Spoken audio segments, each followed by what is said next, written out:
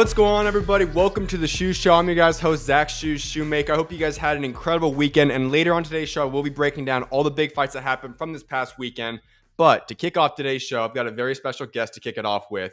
He's the man that holds a 13-0-1 record with 4 KOs. He's currently ranked the IBF number 12 in the WBO number 13 junior lightweight contender. He's also the IBF and WBO European super featherweight champion. He goes by the nickname Hurricane. That's Danny Quartermaine. Danny, I appreciate you for taking time to come on today, man.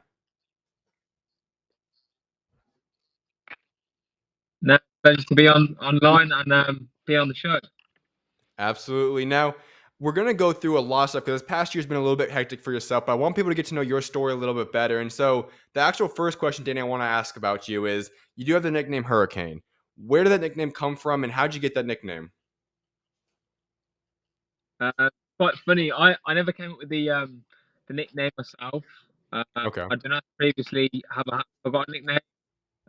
I'll be looking for one, and it kind of just got brought up through a boxing write-up in the box. It kind of showed me, and I'm still a bit iffy whether I go with that name or not, or whether the nickname coming along the way. But I guess we'll go with that one at the moment. Absolutely. Well, I want people to get to know your story a little bit more. And so for starters, you grow up, you had a great amateur run, but was boxing always a sport that you wanted to pursue? Is this a sport you always had a passion for? Or what brought you into boxing?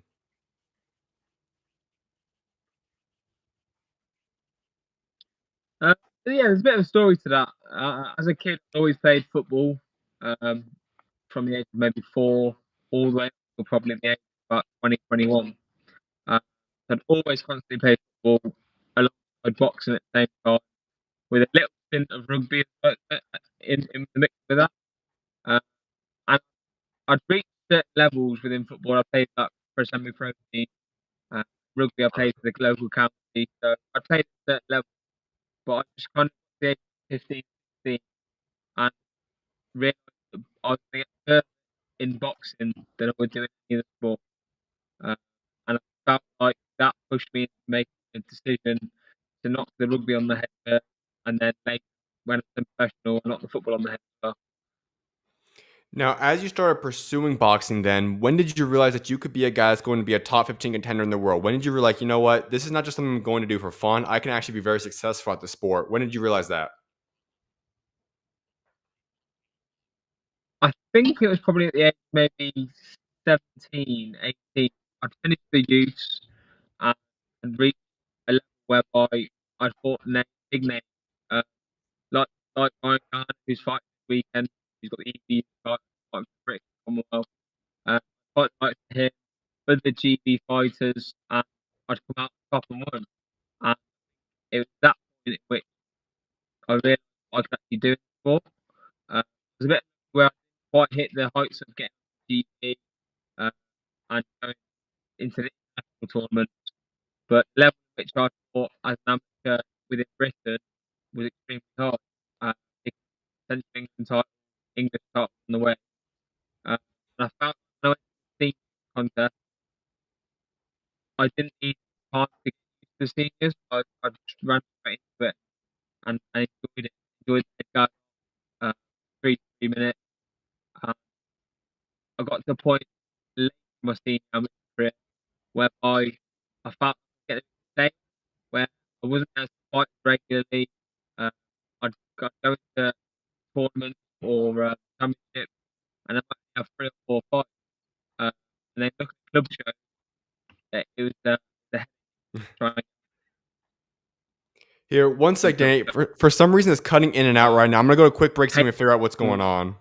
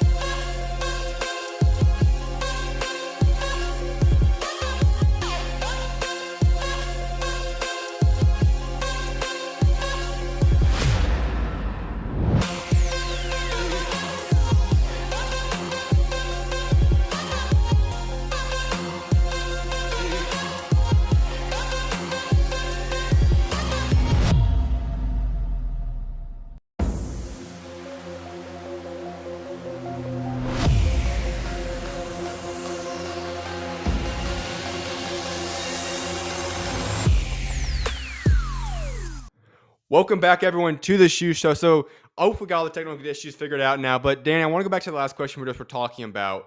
When you were starting to pursue boxing, at what point did you start to realize that, you know what, I know that this is a sport I can pursue. I can be a top 15 ranked contender. When did that start to become a reality for yourself? Yeah, going to age 17, once I finished the youth, going to the senior contest, I realised I'd fought a good couple of fighters, top name, guys, one of them, making Smith, who was on the TV team at the time, and going to beat make Smith, and some of the names I've reached heights in the pro game at today. I think it backed up even more, and obviously going to the seniors, I'd be going to the championship, only have 3 or 4 fights a year, and I was getting stale. Trying to get club bouts and local home shows. We were struggling people pulling enough to offer them a little bit to come on the local amateur shows. You decided to turn pro then at 23 years old. At what point then, why kind of was that the time you said, you know what, it's time for me to go pro? Why did you feel like that was the moment to do so? I accumulated 9 amateur fights, and the senior probably a half an hour thinking about. So I Okay. had experience as a senior. I boxed all over the country, and I found as I was getting stale as regular fights, it was time I pushed on and start another new league, see work my way to the bottom again, and it gave me that bit of rush, I believe. Here, one second. I'm going to go on a quick break again. For some reason, it's cutting in and out again. Let me see what's going on.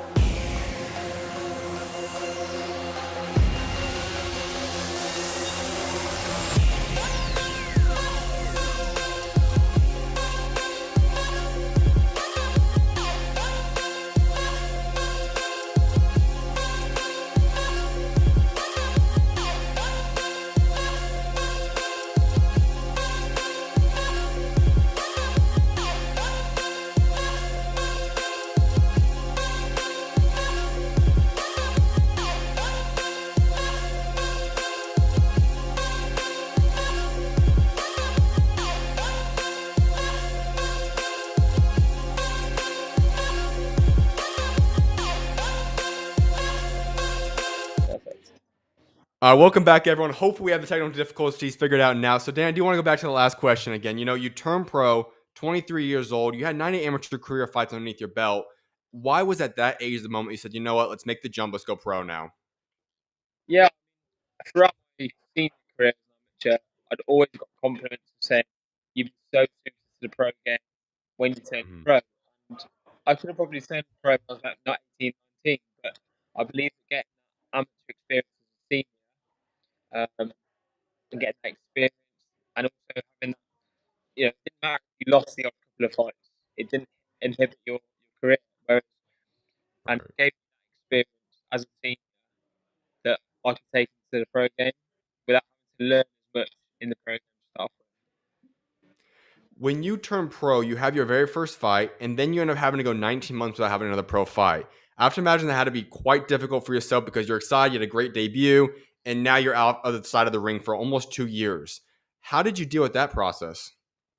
Yeah, at the time, very frustrating. The first fight was brilliant. Everyone was backing behind me, and then COVID, and then a massive gap in my career.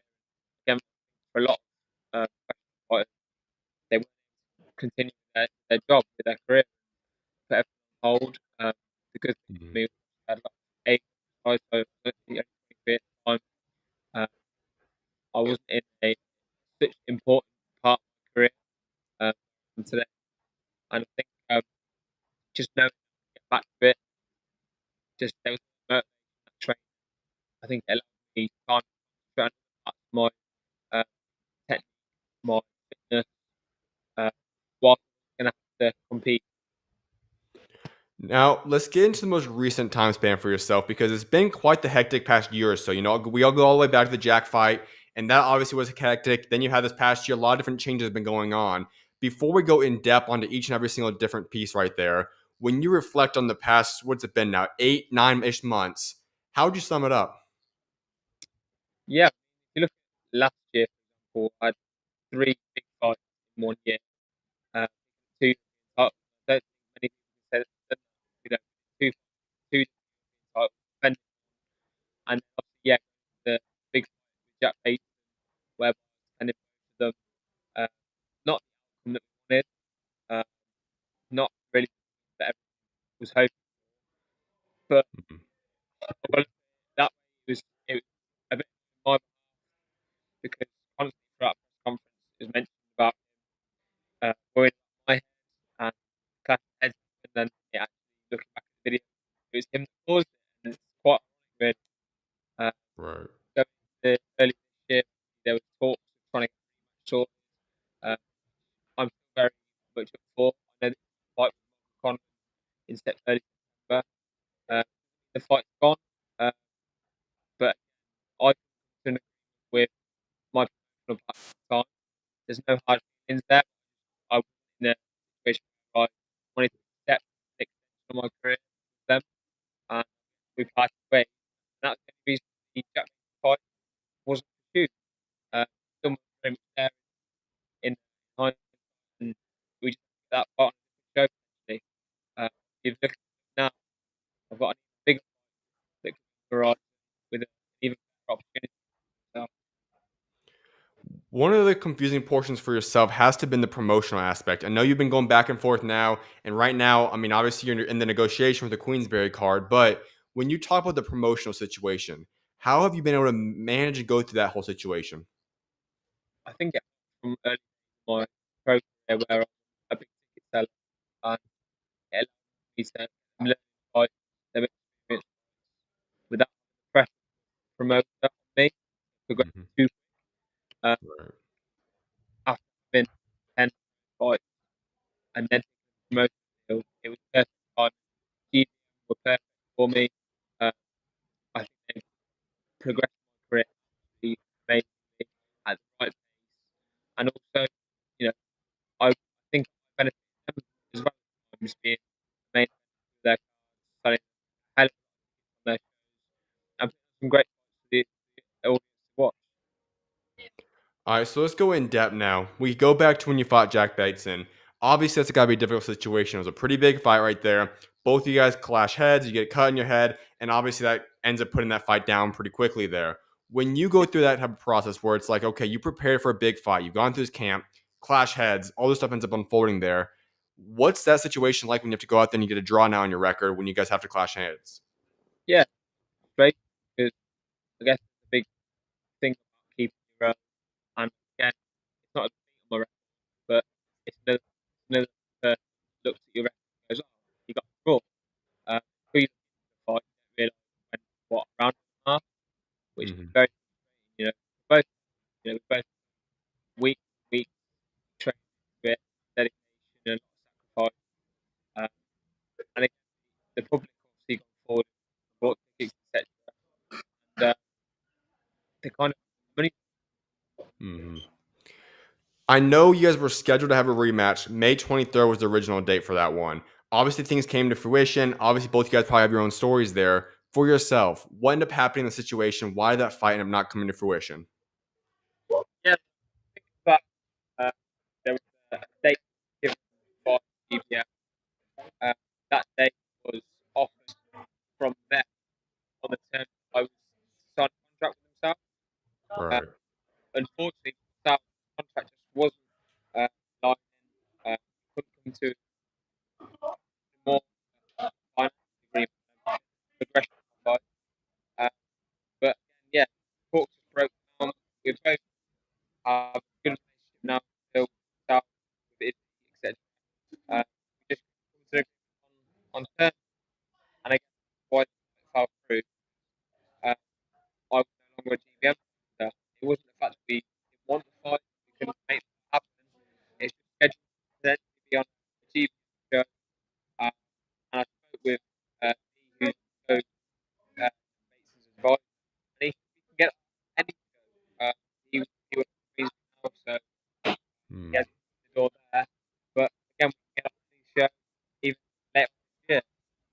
We both picked up the big fight. I've got the voice fight, and he's the Conor fight. So I think we're both picking a big fight now. To be who knows later this year. Well, I'm curious now, in terms of the situation, I know you have already agreed to what could have been a big fight, this weekend, which would have been. Obviously, it didn't come to fruition, but have you officially in your mind kind of moved on from that situation? Is that a fight you would want to make someday down in the future? Or in your sense, would you say, you know what, right now I'm ready to fully move on from that? is it the base fight? Over the Basin fight, yeah. Yeah, the base fight is very back in my mind. I think with the controversy with the clash ahead, there's a Okay. lot of guess his lead was too pleased, but Right. guess they're going through the house rather than the brain. Again, I'd like to put that all out and chat to bed. That fight's very much there. It all falls down to how he performs on the 5th of September against Conor. All right, so now you have a decision, and you end up going June 7th. You have a little tune-up fight then to get ready for what you obviously were hoping to fight July 26th. But walk us through that fight. You go out there and fight Duran. You win by points on that fight, 6-round fight, 60-54 on June 7th. What made you kind of decide to go down that route and have that fight? Uh, True. I mean, I hadn't fought since December. Knew the voice fight to get scheduled. A small show fight came up where we fought great opportunity, 6 rounds, loads of combos out, and 7 weeks later, 2025, big fight on with voice. That's very, very junior. Very a big prospect between three. They've backed him a long time, and I thought that having a little fight beforehand put me that one step ahead of the game and get me ready for the fight.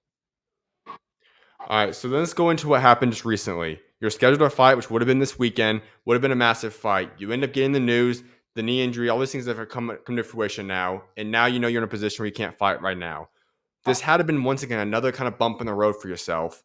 How did you decide on this decision? How did you overcome this decision? Now, what had to end up being put on your plate? Yeah, again, boxing, there's always stuff that never goes quite to plan. Right. Guess it's always like we've been speaking previously. Uh, we're sorting out dates that happen. So there's going to be a fight that we can get.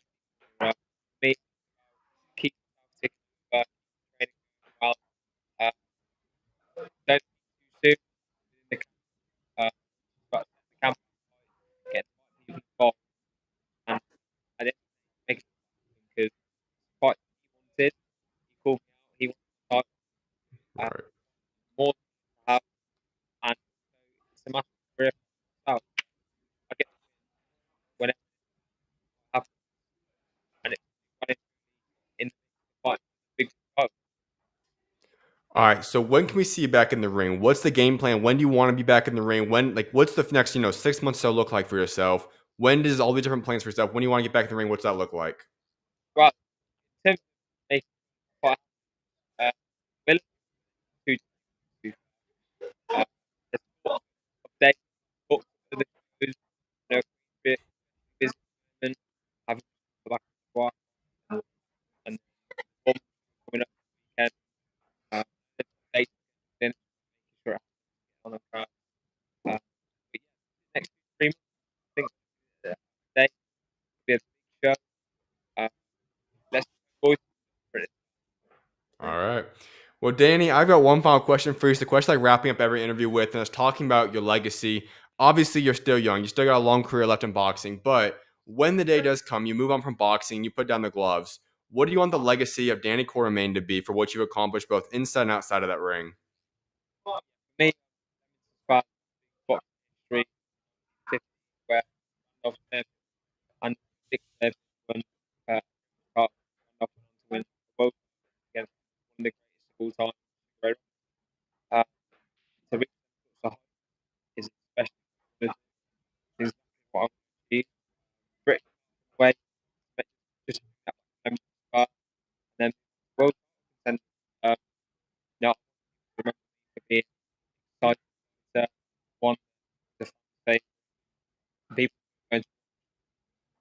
I love that. Well, Danny, I appreciate you for taking time to come on in, man. I cannot wait to see what God's got in store for you, man. Thank you very much. Appreciate it. Of course, you're always welcome on, man. God bless. Cheers. I appreciate you guys all for tuning to the interview. I'll have that clipped up, edited out, and then posted on my YouTube channel very shortly. I hope you guys all had a great time interviewing. With that interview, now going to go on a quick commercial break, and then we'll get into the rest of the show right after that. I will see you guys very shortly.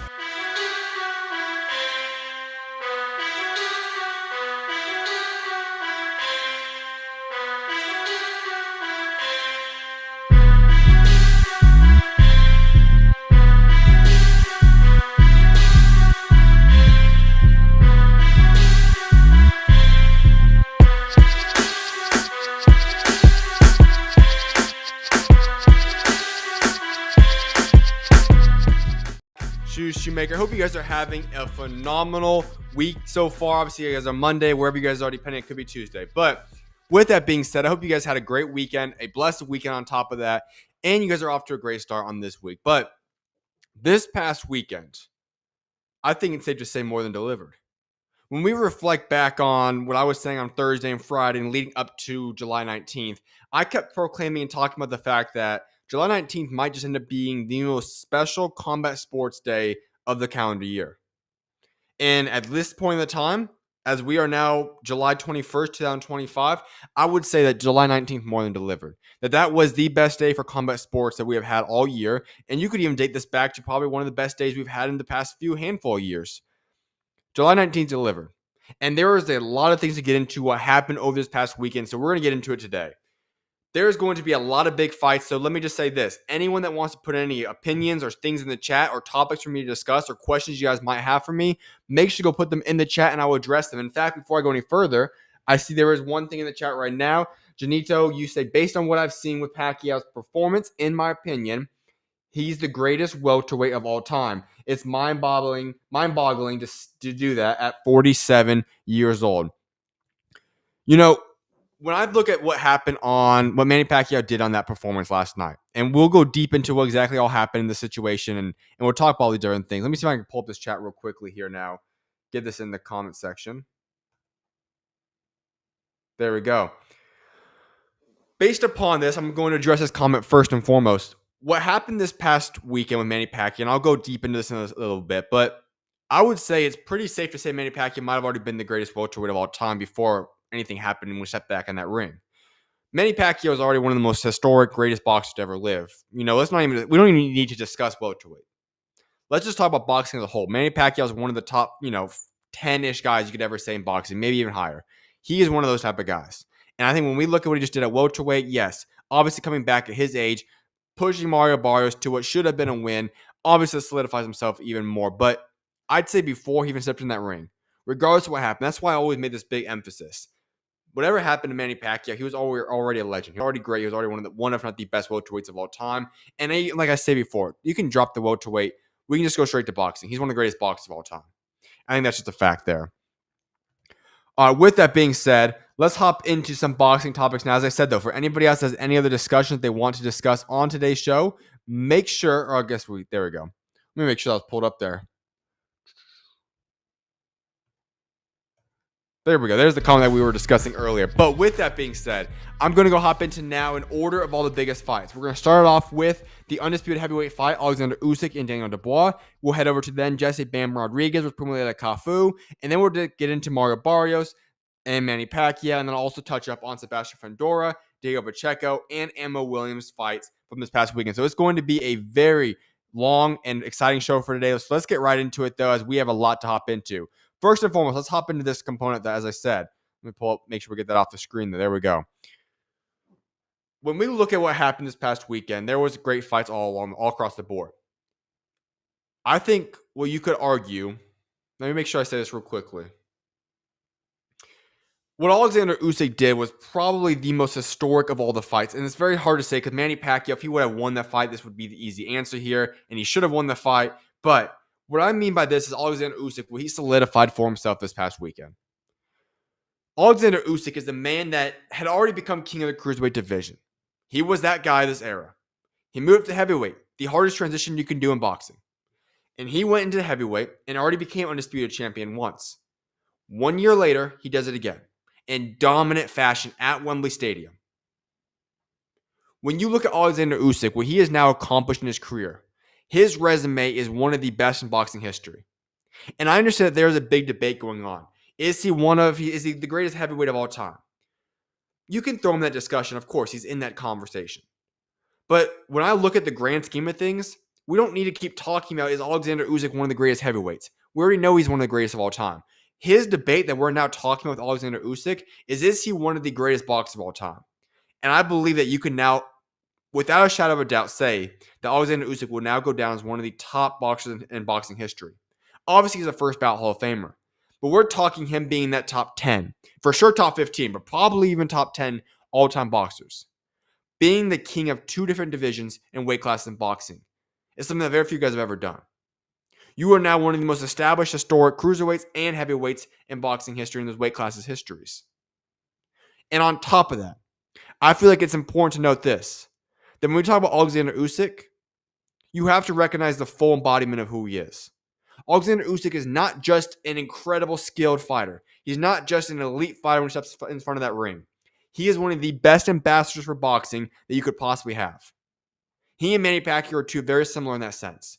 That when you talk about the way that they represent themselves, their families, their countries, and the way that they carry themselves both inside and outside of that ring, they are top tier people both inside and outside of that ring. And that's a very rare trait to have. Oleksandr Usyk is probably one of, if not the most respected boxers in all the world right now. He is dominant, one of the all-time greats. But on top of that, and even more important than that, Oleksandr Usyk is a man that has now accomplished great things outside of that ring. He is a down-to-earth, humble man, a guy that anybody should be able to go out there and root for. He has respect from every boxing fan out there. It is hard not to like a guy like Oleksandr Usyk. And when you talk about the way that he not only conducts himself inside of that ring, but also outside of it, it's hard to think of too many guys that's been a better ambassador for boxing. And maybe even you could say life as a whole than Oleksandr Usyk. He is a top-tier human being, a top-tier boxer, and when you combine all those things together is why you have to consider him as one of the greatest of all time, and that is certainly what he is. He is one of the top 10 to 15. He's not one of the top 15, if not top 10 boxers to ever grace and step inside of a ring. That's what he had confirmed this weekend. But let's go deeper into this fight now. Obviously, Oleksandr Usyk went out there and took care of business against Daniel Dubois. Not a very competitive fight, if we're going to be honest. Oleksandr Usyk did his thing from start to finish. You could argue that Dubois maybe scraped away with a win there in round 3, I believe it was. But either way, Usyk was having his way with him. He dropped him once, finishes it off with the KO there. And let me just add this real quickly about Daniel Dubois. He has had a history of quitting. We have seen that, and he's been rightly criticized and condoned for those actions. But what happened on Saturday, I don't want people to keep saying he quit in that ring. First and foremost is video proof that the corner actually threw in the towels. He was not going to get up and beat the count there. The corner already ended the fight for him. And that's just a fact. And on top of that, Daniel Dubois was beaten badly in that 5th round. That was a brutal fight, and he got knocked out. And there was no way he was going to come back, nor should he have. And if he got up somehow once again, he was going to get put down for good. That is what it is.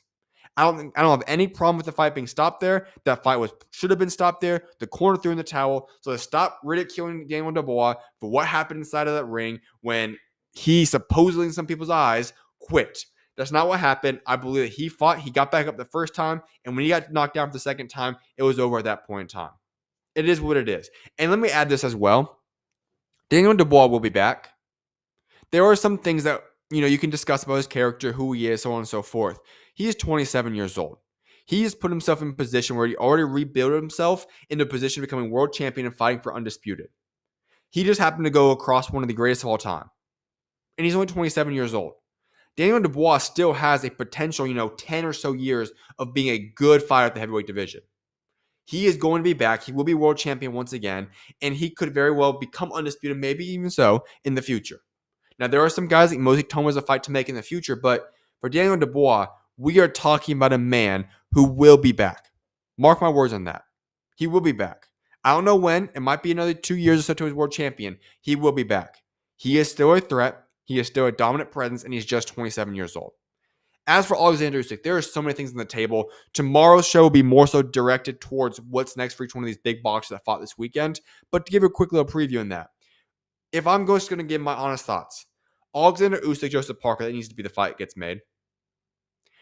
Tyson Fury, please let's stop that rumor. Please. Unless you come back and you KO or do some dominant performance against a guy like Anthony Joshua, or he's not going to fight Joseph Parker, but hypothetically him or Jet Caballero or something like that, absolutely not. He does not deserve a trilogy right out the gate. I've made that very clear in my eyes. Anthony Joshua, same thing. Why would he get that fight? You talk about Derek Chisora. Please tell me that's not going to be Usyk's final fight as well. Usyk's best fight to make right now, the fight that we need to see in boxing, is Oleksandr Usyk versus Joseph Parker. No ifs, ands, or buts. That's the one I want to see. But hats off to Oleksandr Usyk, man. One of the most easy guys to respect and love in all boxing. Hats off to his performance this past weekend. Let's go to what happened in Frisco, Texas. WBC WBO Super Flyweight Championship. Jesse Bam Rodriguez defeats Phumelela Cafu via 10th round knockout. What a beautiful performance by Bam. Phumelela had a very interesting game plan in this fight. Very interesting. He wanted to go around the ropes the entire time. I've seen it done before, but that extent for that long of duration is very rare to see. But he would just walk around the ropes, try getting himself into the corner, and be able to go out there and counter. And that makes sense. For a guy like Phumelela, for people that have watched him fight, he's the guy that likes to be on defense. He likes to counter. That's the way he fights. That's the way he does it. And I believe that they had the right game plan. Phumelela is a man that I believe will be world champion once again. You'd have to wait until Bam Rodriguez gets out of this weight class. Because listen, there's a gap between the two of them. Phumelela is a man that's a world champion type fighter. That's who he is. And he will be back. Mark my words on that. He is going to be world champion once again. He will be back. He's a very good fighter. And he will be back. The only issue is that he happened to run into a man in Bam Rodriguez who is a generational talent. A guy that will potentially be the number one pound-for-pound fighter in all the world in the future. He ran into a man that is a scary, dominant presence. That is great power, extremely technique. He is one of one. And that's the type of guy that Phumelela had to face. And Cafu made it 10 rounds. He made it a good competitive fight. And that's why I say, listen, Phumelela will be back. His career is not over. He is going to be back.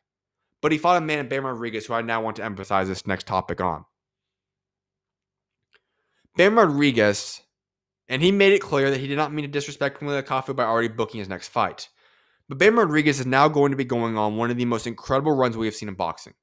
He is not doing any tune-up fights. He's just going straight for the top guys. And he is taking each and every single one's head off as he goes up this list. And now he's going to go for his third belt next. When we look at Bam Rodriguez, this man is 25 years old. Bam Rodriguez is only just barely entering his prime. He is going to be a problem for many, many years to come. And when I look at Bam Rodriguez, I see a man that it might be a year or two, maybe even 3. But I know for a fact that one day in the future, Bam Rodriguez will be number one pound-for-pound fighter in the world. That's who we're talking about right now.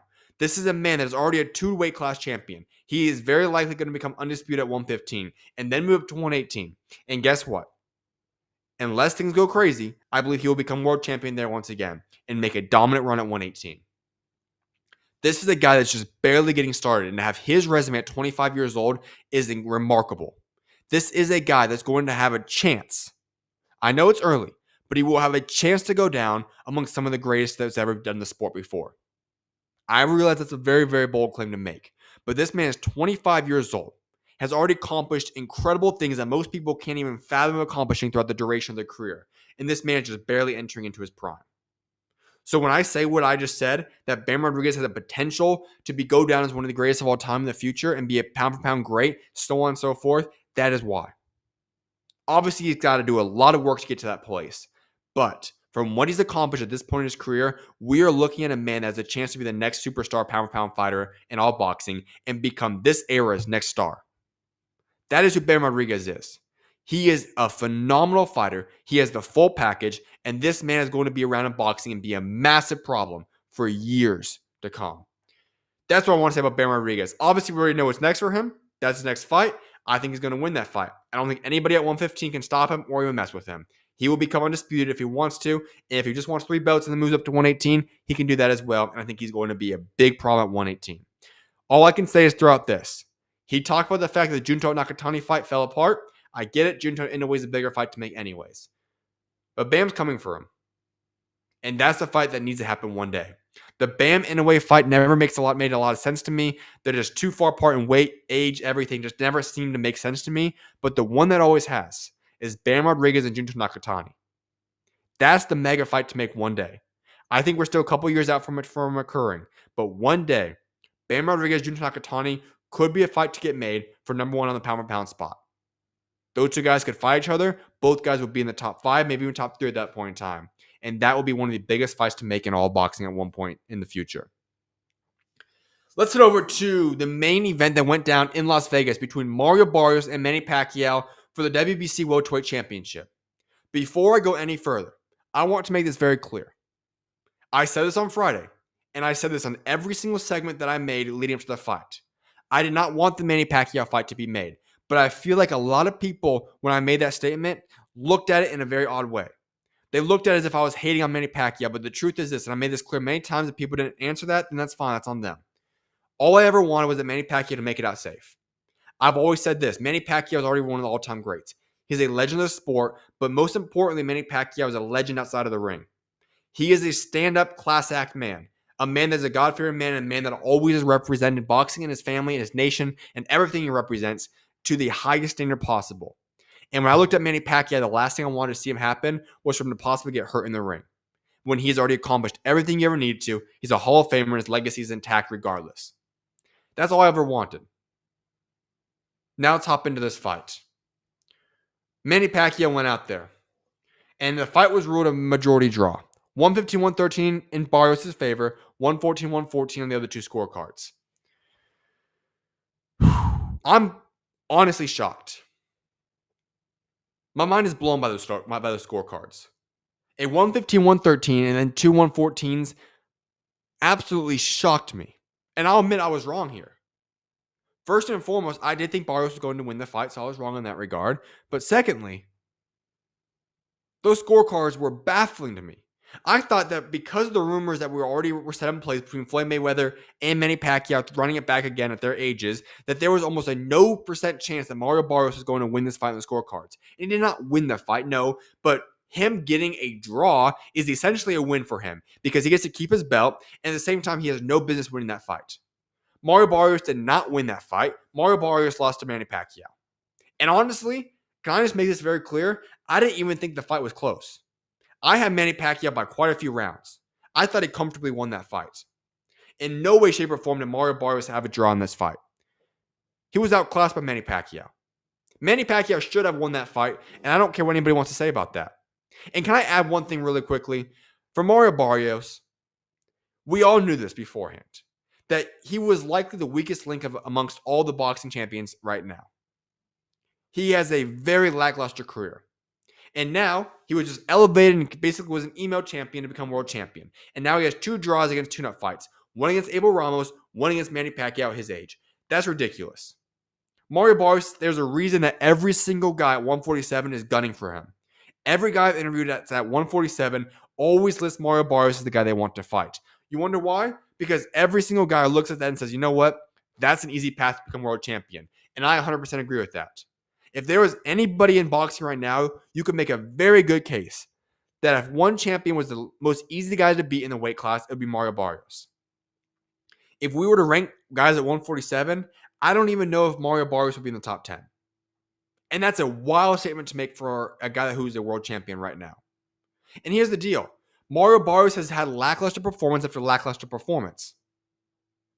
And now we look at this Manny Pacquiao fight, and it was clear of two things, to be honest. One of which, he lacks a lot of skill and he's not that guy. Second of which, I think that there was too much respect in the ring. And I get it. From somebody who admires and respects Manny Pacquiao tremendously. I mean, absolute utmost respect for Manny Pacquiao. One of my favorite guys just to overall respect out of all sport athletes and all people, honestly, in the world. He's an amazing person. But your job inside of a ring is to go out there and try to take the other guy's head off. Your job is to go out there and get the win. Regardless of what happens. That's your job. And I don't think Mario Barrios had that desire. I think there was such a massive amount of respect that he had towards Manny Pacquiao, and he did not know how to separate between inside and outside of the ring. He walked into that ring with too much respect and did not want to go out there and fight Manny Pacquiao. And when you combine that with the fact that he's just not that good, it created a performance where, guess what? Manny Pacquiao clearly won that fight. Mario Barrios should not be world champion right now. And I'll be honest, I don't even know if I want a rematch. I don't know how, knowing the fact that a lot of these boxing scorecards are rigged, or at least it appears as so, and if the judges are just off, I'm just shocked that that was the situation. 90% of the time, they're going to give the fight to the A side or a guy like Manny Pacquiao when there's more money involved, especially when it's a close fight. For it to be a draw in the favor of Mario Barrios is baffling to me. It almost entirely eliminates the fact that some judges and scorecards are bad. Just being honest there. That's how shocked I was by that scorecard. I thought in no way, shape, or form that Mario Barrios would have a draw or even come close to winning that fight. For Manny Pacquiao, he should be the world champion right now. He should be the first Hall of Famer to ever be world champion. He should be one of the first guys at the oldest welterweight world champion ever, so on and so forth. That's what Manny Pacquiao should be today. And he was robbed of that. No ifs, ands, or buts. Manny Pacquiao was robbed. And I was staying firm on that. Now, at the same time, if you're Manny Pacquiao, there's a lot of things you have to look at. If he became world champion, would he relinquish the belt? Would he keep fighting? I don't know, because honestly, out of anybody who would realistically fight, and every single guy at 147 that Manny Pacquiao could have potentially fought is night and day better than Mario Barrios. So how would those fights have been? I don't think they would have been too good. But from Manny Pacquiao's standpoint, he should be world champion right now. He should have that belt. And it's a shame that he does not, because Mario Barrios does not deserve that belt right now. He did not win that fight, and most certainly didn't have a draw in that fight either. And that's my thoughts on that. But I must say this. Hats off to Manny Pacquiao. Here's one thing that I learned about Manny Pacquiao when he stepped foot in that ring. And honestly, it's more confirmation. Manny Pacquiao was already regarded as one of the all-time greats, an absolute legend, one of the best welterweights of all time, but let's just drop the welterweight. He's one of the greatest boxers of all time. He's one of the most respected men to ever grace planet Earth, and especially inside of boxing. Manny Pacquiao is one of the greatest warriors we have seen in boxing history as well. He's always entertaining. He's a true warrior. And what we learned on Saturday night is that Manny Pacquiao, while certainly many, many, many years removed from prime Manny Pacquiao, that man still got something in him. And that's a fighting spirit.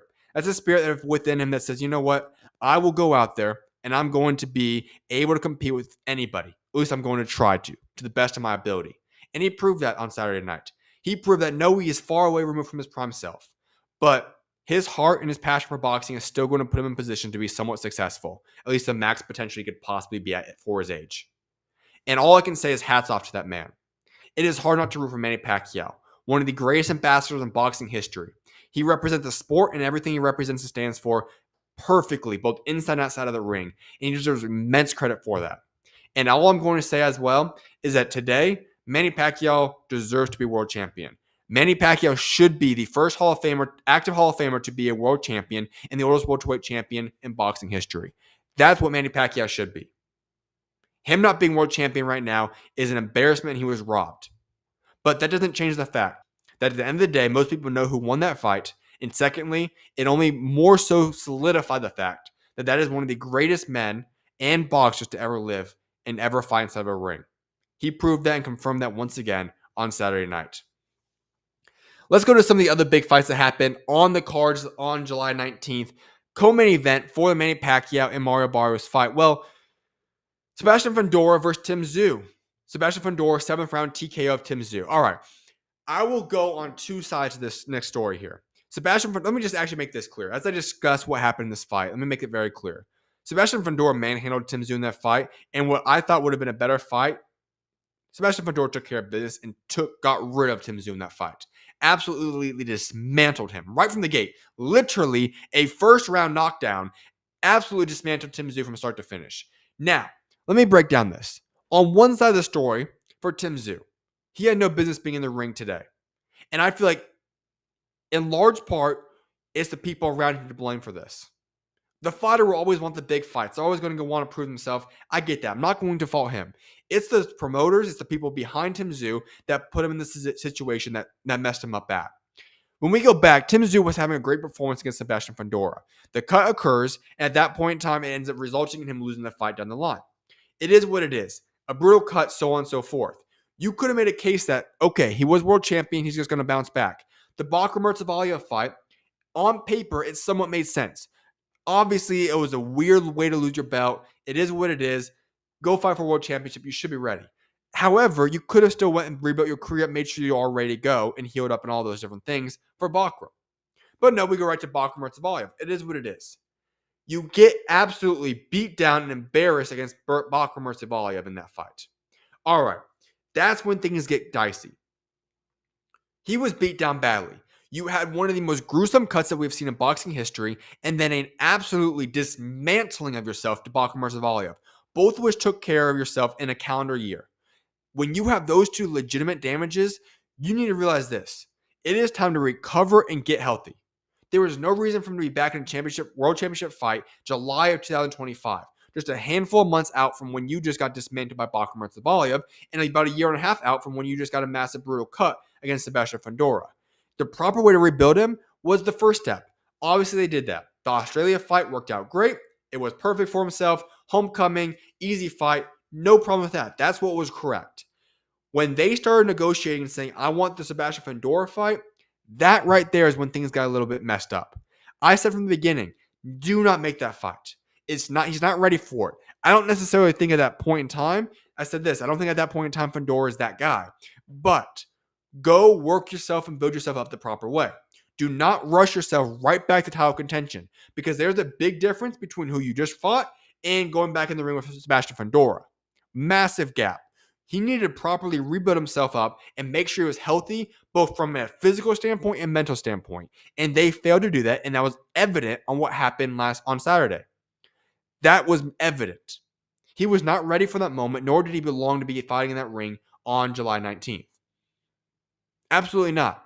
If we were to go back in time, the fight that should have been made is Keith Thurman. Why do I say that? Because if you're Tszyu, you fight Keith Thurman, another guy that's just bouncing back. That was a winnable fight for yourself. You were just coming off a dominant performance. You fight Keith Thurman, who is fine, but nothing like Sebastian Fundora right now, and you make that fight happen, because that's also a nice payday for yourself in a big fight. And if that goes well, maybe then you consider going for a world championship. But no, they decided to go right for the Fundora fight, and that was pretty much written on the wall what was going to happen. And it was obvious. And I hate bashing Tszyu, because Tszyu is an incredible warrior. He gave us great memories. He's a great fighter. He was a very fun fighter. No shots at Tszyu in that regard. I love watching him fight in the ring. This is not a shot at Tszyu whatsoever. This is a shot at everybody else that managed his career behind the scenes, because what they did put himself in a position to fail himself massively. Because if Tszyu would have went about this the right way, he would still be building up. He would have just had a nice payday against Keith Thurman and would have built himself up for another world championship fight. Now, the question is, where does he go from here? Is there even a point continuing? It's those type of questions now. It just does not make a lot of sense, because he's now put in a very tough predicament because of the way his team managed him. And that's the problem I have with this whole situation here. So we saw what happened in the ring, though. But let's get into the man that took care of business in that ring that night, and that's Sebastian Fundora. Sebastian Fundora is a very unique character. He's very tall, one of the, if not the tallest active world champion right now. He is a man that has the glasses. He's very lanky, skinny. He fights a very interesting style, so on and so forth. A lot of people seem to look at him and say, hey, how is this guy that good? I don't like him. He's awkward. He's different, so on and so forth. Sure, that's fine to say. He's the man that's going to go to Harvard now. All these different things are just different than a normal boxer. He's a very abnormal boxer. But you know what we cannot question any longer? It's this. It's that regardless of the way you perceive and think about Sebastian Fundora, that man gets the job done every time he steps foot in that ring. He puts on entertaining fights, he's KOing guys, and he is dominating guys. And that's something that we cannot debate here. This man is taking care of business every time he needs to. And it's time to put some respect on his name. How long will he be world champion? I don't know. He's going to continue to prove himself. But at some point, we have to recognize this. That Sebastian Fundora is in a position right now where he continues to get the job done time and time again. And at some point, we need to give him his flowers and respect him. Because at the end of the day, this man is a problem. This man is a legitimate threat at 154, and he's taking care of business every time he steps foot in that ring. And he is going to be a tough out. He is awkward in the ring. But guess what? He also is a problem in that ring. Because nobody seems to be able to stop him right now, and he's taking care of business and manhandling every guy he fights in that ring right now. So all I'm going to say is this. Hats off to him. Fundora's earned my respect. He's a legitimate guy, and he's a big-time problem at 154. Let's go to two other co-main events that happened, or I should say a co-main event and then another main card fight. Diego Pacheco versus Trevor McCumby, unanimous decision. Very awkward fight, and I said this on Friday. This fight was not going to be as easy as some people thought from Checo. But what I want to say about Pacheco is that he did handle business the right way. McCumby is a very tricky fighter. He's a man that's very tough to game plan against. He's a tough, hard-nosed fighter, got a great chin, has some good power, and he's going to cause problems for a lot of guys. And Diego Pacheco learned that. Now, when I say problems, I don't necessarily mean that Pacheco didn't have his way with McCumby in this fight. No.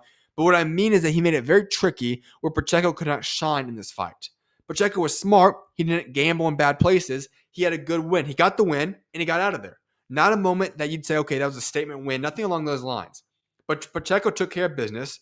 He got the win, and he handled it in a very smart way. And so I'll give him props for that. I think Pacheco's still a good fighter. It did not dim his hype at all for me. In fact, it made me realize that, listen, this man is smart. He's well beyond his years. He is a young guy.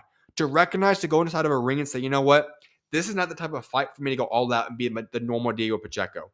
I need to tone myself down a little bit. I need to be patient, calm, cool, collected. I need to fight a different style today to make sure I get the win. And he proved that. For a lot of young guys, it's very difficult to understand that game plan and philosophy at their age. But he did it.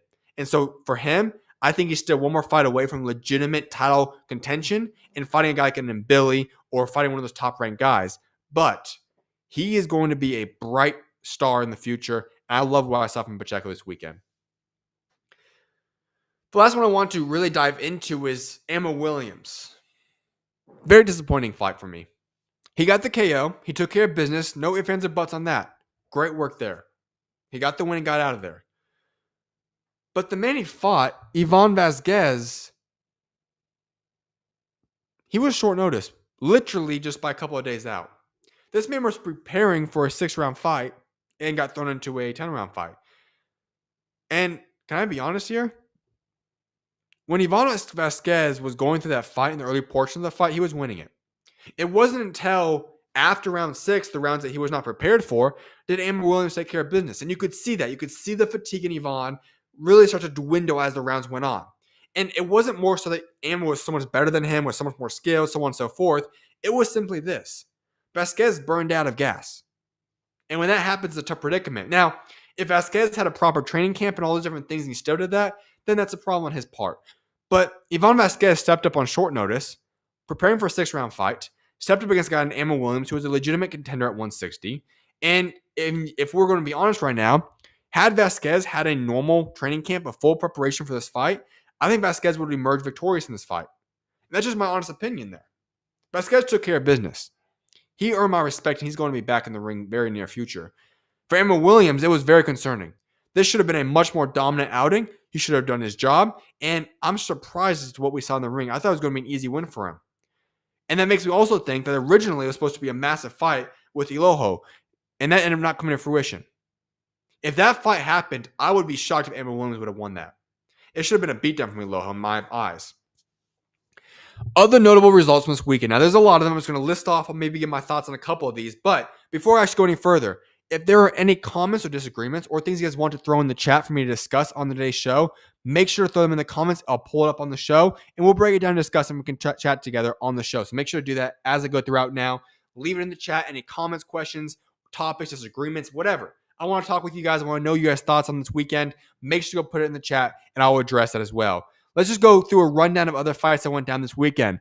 Gary Russell returned and looked incredible, dropping Hugo Castaneda multiple times, finishing off with a 10th round TKO.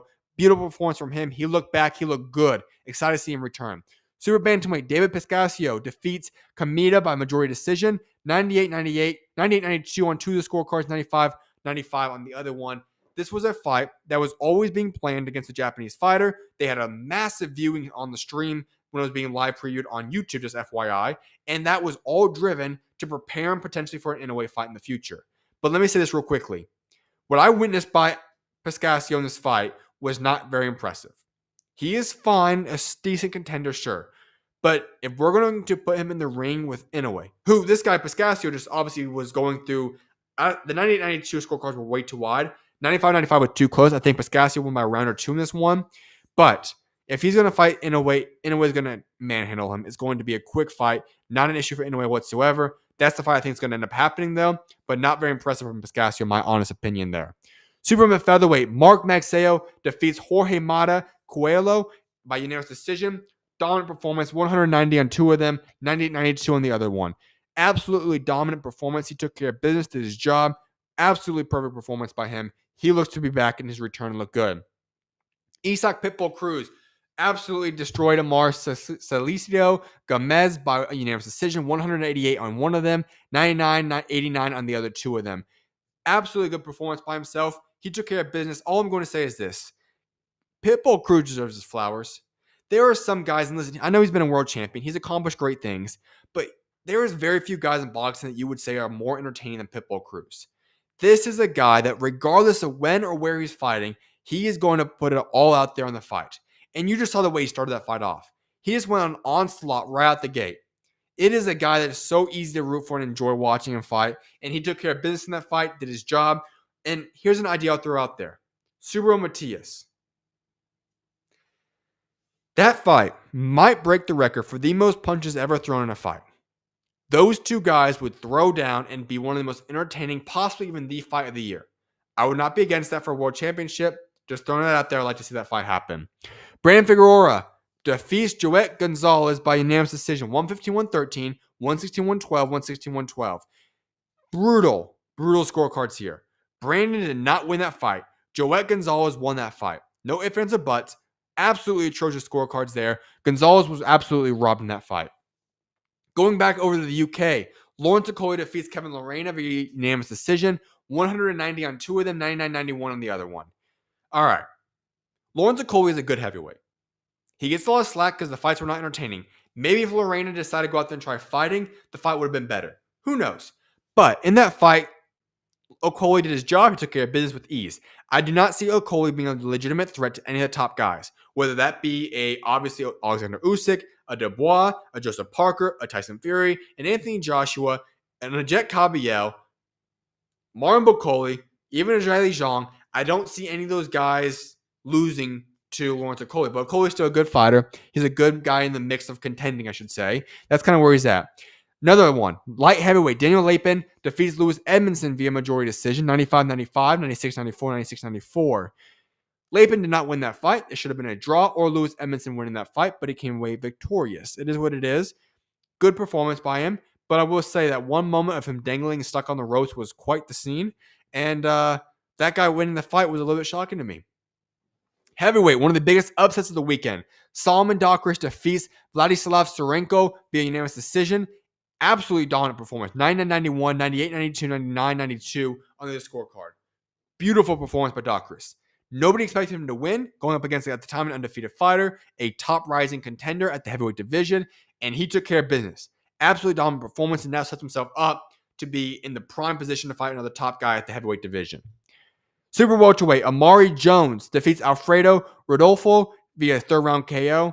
Let me just make this very clear. Amari Jones is going to be a future star in boxing. He is a rising prospect, a guy to keep your eye on. Obviously, we're still looking, 18, 24 months out, but he will be in the mix in the future. He is a problem. Absolutely love that side of my Matchroom. Another one that Matchroom had, Nishat Dev beats Laquan Evans via 6-round KO. Great performance there as well. This man has a chance to be a star for Eddie Hearn. And obviously, we'll see what he goes in terms of his potential, how dominant he is in terms of his accomplishments in boxing. But I say he's a chance to be a star because he represents India. He is the future of India boxing. And he is going to be a very good contender at the very bare minimum. And I'm excited to see him because he looked good once again now in his career. 3-0 now. At this point in his career, just got signed after coming off the Olympics in 2024. He looks incredible. David Jimenez knocks out Keenan Van Torres in round 11 in Kazakhstan. He is now the WBA mandatory challenger for the winner of Jesse Baron Rodriguez and Puma Martinez in November. We'll see if that fight ends up coming to fruition, but a good performance by David Jimenez as well in that one. With that being said, I will be going on a short break, and then we'll be getting into some boxing news right after the break. So any comments or questions, debates you guys want me to discuss, put it in the comment section in the chat, and I will address that as quickly as possible when I get back off this break. I'll see you guys very shortly. God bless you guys.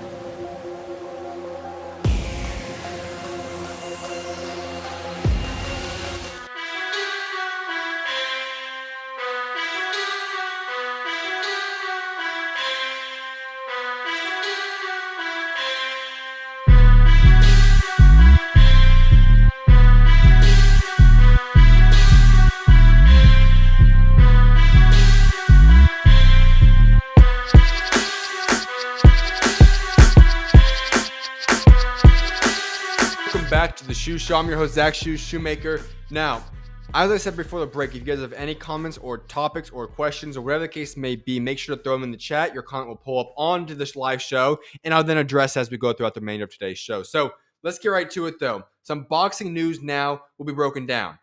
I have to start with one thing. This morning, it came out that Josh Taylor has now officially announced his retirement from boxing at the age of 34 due to an eye issue. The Terraton tornado reached the pinnacle of the sport when he became the undisputed ring WBA, WBC, IBF, and WBO super lightweight world champion and claimed a place on the ring's pound-for-pound list. All right. When it comes to Josh Taylor, I want to say this. The way that Josh Taylor's career ended was not on a high note. He lost a lot of fights, and even the one he won, obviously, is a very debatable win there. However, if we look at Josh Taylor's career from an overview of everything accomplished in his career, being undisputed, being on the pound-for-pound list, accomplishing the things in which Josh Taylor did accomplish in his career, he overachieved, I think, what his expectations were for his career when he first began. I think that he maxed out everything he could possibly get out of what his God-given ability was. And when we look back at what he accomplished, in just 18 fights becoming undisputed, you have to give him credit and props for how he handled himself and got to that place.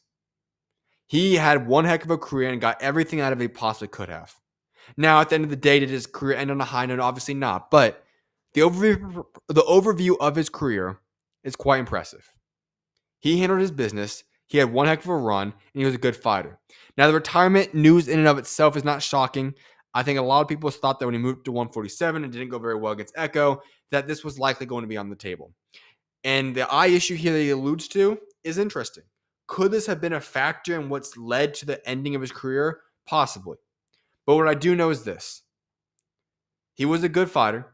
It was time to move on, and I'm glad that this news came out now that he is going to step away from boxing and hopefully go out there and pursue whatever he wants to pursue moving forward. Sergey BOHACHUK was offered Boots. Eddie Hearn says this: I offered Sergey BOHACHUK massive money to fight Boots in October. Boots said, I want BOHACHUK, but for some reason, BOHACHUK does not want to fight Boots. I was quite surprised because the package was massive. Interesting. There has been a lot of slack, including some from myself, in regards to Boots moving up and wanting the 2 tune-up fights. Now, I've always said 1 fight, tune-up fight is fine with me. The 2 was very, very odd. But if we're talking about even just one of those tune-up fights being Sergey BOHACHUK, that's interesting. Because BOHACHUK is currently a top-ranked contender. He is one of the top most entertaining fighters, and he's a brutal fighter. He's not a guy that you really want to step in that ring and fight, just being honest. And so for Boots to say, you know what, my tune-up fight is BOHACHUK, that makes a lot. And in my opinion, it's not even a tune-up fight. That's a legitimate fight to get yourself in title contention. So for BOHACHUK to turn that down, it's interesting. It might be that he is in top position for a world championship, but still, it would have been a nice payday. A little bit shocked to turn that one down. But massive props if that is true. Canelo versus SHEERAZ in February. Turki Al-Sheikh has said that he's planning cards in December, January, and February. The February card could be headlined by Canelo Hamza SHEERAZ. Interesting. I have 2 thoughts on that. First of all, majority of the time, Canelo Alvarez is going to be fighting on Cinco de Mayo weekend. February is interesting. That's not what a lot of people are used to or accustomed to in recent Canelo ages. Now, if we date back, X amount of years, sure. But recently, it's been 2 holidays that Canelo fights on. So interesting on that component. But the second aspect is this. The Hamza SHEERAZ fight just seems so forced. I really do enjoy Hamza SHEERAZ. He is a good fighter. Very good. He will be a world champion at 168 one day. Absolutely. But moving up and just being Edgar Berlanga, who I don't even view as that good of a fighter, is not the statement that should get you the top dog at 168. The undisputed man. That's not the fight. That just does not make a lot of sense in my eyes. I would like to see him go out there and fight either Christian and Billy. And honestly, let me just say this. I want Christian and Billy. That's the fight that I really want to see. Hamza SHEERAZ, Christian and Billy. Book it. That's the one. And the winner of that fight can go get Canelo. And if that's what we have planned here, great. But just giving Hamza SHEERAZ, Canelo Alvarez right away, first of all, I don't know if he's ready for it. Second of all, he doesn't deserve it. There's lots of guys at 168 that have been working themselves into position to go fight Canelo. And I'm not sure if Hamza SHEERAZ just jumps the line, if that makes a lot of sense. That's my thoughts there. Turki Al-Sheikh on the Chris Eubank and Conor Benn rematch.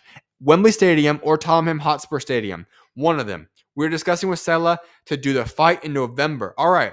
When I was going off the air on Friday, I made it very clear that, I was going live. I ended the show almost. And then the news came out, so I went right back live. I talked to you guys about this. I said there should be more details. I'll break that down on Monday. Well, here we have it.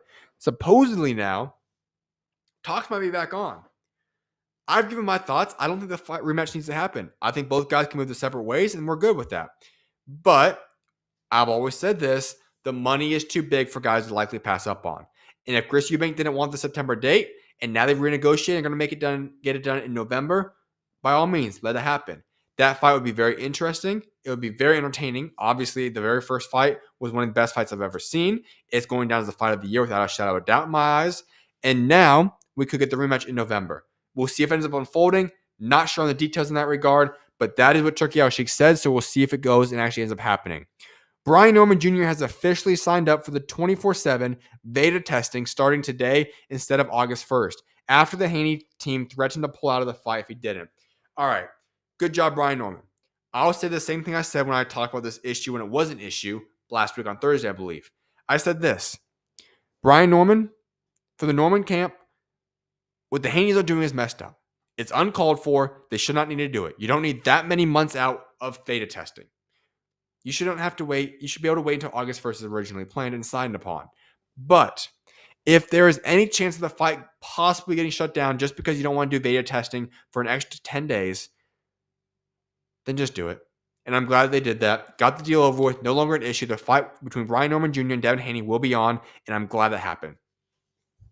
Zurdo Ramirez has undergone surgery to treat an injured shoulder he sustained during his June 28th bout against Uniel Dortorios.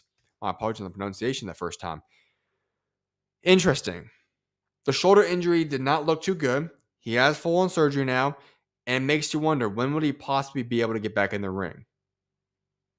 Because there's a fight to make at the cruiserweight division. We need Jabataya Zurdo Ramirez, and if he's not healthy, we got an issue. Massive issue. So who knows what's going to happen? We'll see. Hopefully he has a great recovery there, but disappointing news to hear that, to say the least. The WBO has now officially ordered Callum Smith to defend his WBO interim light heavyweight belt against David Morrell. Next, Dmitry Bivol will be allowed to keep his WBO light heavyweight world title for a trilogy fight against Artur Beterbiev. Glad that fight was to be a trilogy. Or glad he was to have the belt for the trilogy. My apologies. Now, that's the fight to make as well. Callum Smith, David Morrell makes perfect sense. Morrell earned his shot. I would have liked to have seen Callum Smith and David Benavidez fight each other, but it is what it is. But still, Callum Smith fighting David Morrell, great entertaining fight. Morrell earned it. Well, sort of. I thought I actually lost to Manka Hayata, but he's in position, I should say, for a fight. And when you talk about this weight class, that just makes the most sense at 175. There's a top heavyweight class. You got a lot of guys up top. David Morrell has earned it on paper, at least, to be able to fight Callum Smith now. Both of those guys should make for an incredible fight. Very excited for that one to go down. Hopefully they get the deal done. With that being said, though, that sure wraps today's show. I don't see any more comments right now. If there is anybody, I will address this right now. Nope. So with that being said, I appreciate you guys all for tuning into today's show. I hope you guys have a blessed rest of you guys Monday. I will be back live tomorrow night. I'll have a live show. It should be around 7:30 p.m. Mountain Standard Time. But I'll be back live. I don't have a guest currently planned, but if that does change, I will let you guys know. But the show will be back 7:30 p.m. Mountain Standard Time tomorrow night. I hope you guys have a great rest of you guys Monday. May God bless you guys all. See you guys tomorrow. And with that being said, SchuZ out. God bless you guys.